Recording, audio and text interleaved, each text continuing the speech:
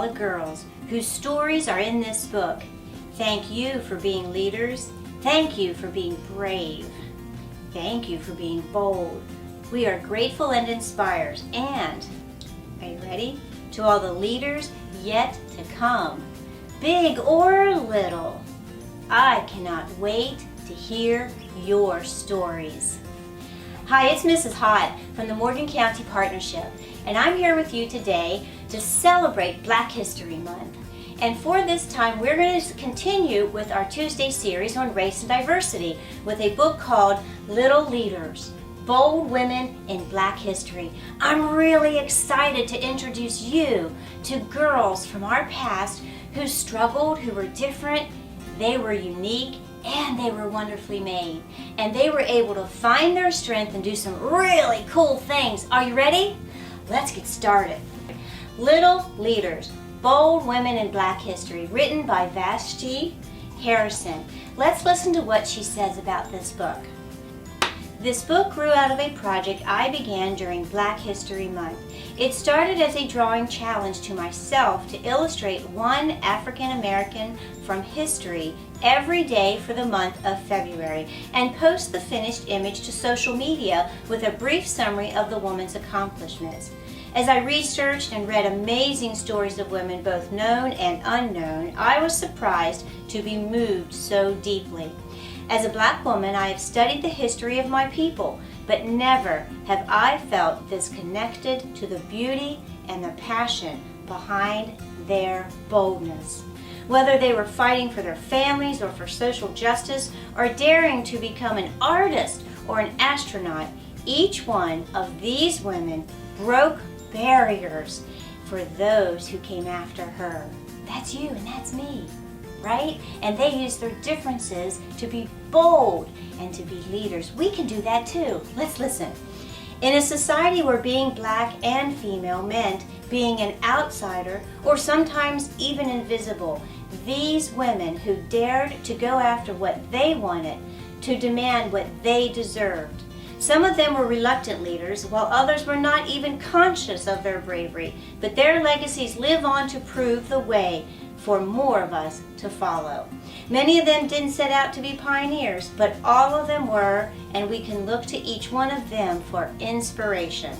And that's why Mrs. Hott wants to share their stories for you, okay? We want to look to them for inspiration on how we can too overcome our struggles, and look for others who have the same hardships we do and be able to overcome them, who look like us or who are different than us, and realize as we come together, we can be positive. Let's keep looking. I wanted to tell you, this is from Vashti. She wanted to tell you all their stories together to celebrate not only their collective contribution to history, but also their diversity.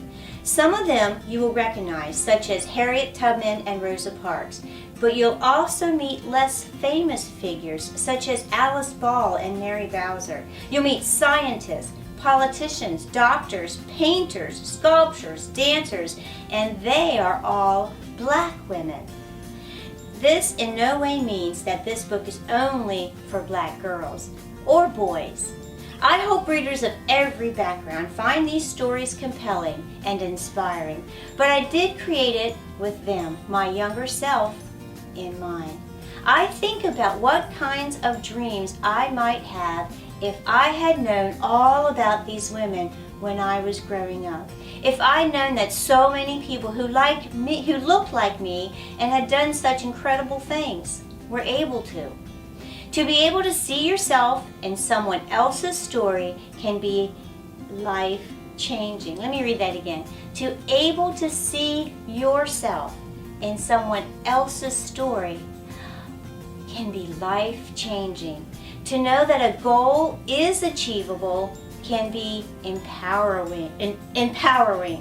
I hope that anyone who reads these biographies, whether or not they look like these little leaders, is inspired to go after the things that they are passionate about. Oh, it gives me goosebumps. This collection includes only a handful of the countless bold Black women who have done extraordinary things and lived incredible lives. With these mini biographies, I hope to spark your interest and encourage you to find out more about them and the women who have followed in their footsteps. It could be you. The Little Leaders are here to guide you on this journey through history. I originally envisioned them as little girls serving as stand-ins for these famous women. That's why they're little. But as I've started sending them out into the world, they've become bigger than I could imagine. I designed them to be interchangeable because I want you, the reader, to see yourself in any one of them and to feel their strength and their possibility in you. With every turn of the page, you'll discover a new bold woman who changed history. Let them inspire your future too. Are you ready? Are you ready, Positive Actions? Let's take a look at some of these. Mrs. Hott wants to share them with you and celebrate these women. And maybe, just maybe, one of you out there will find something similar to what they're going through or to how they look or what they're living, and you'll find your path too. Are you ready? Let's get started.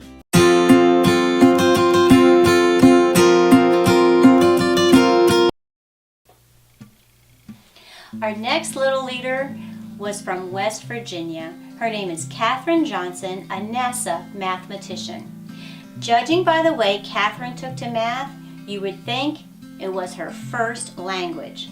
As a child, she counted everything. She skipped 7 grades and graduated ahead of her older siblings.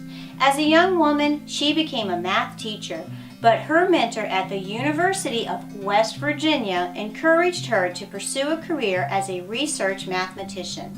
In 1953, Katherine got her chance.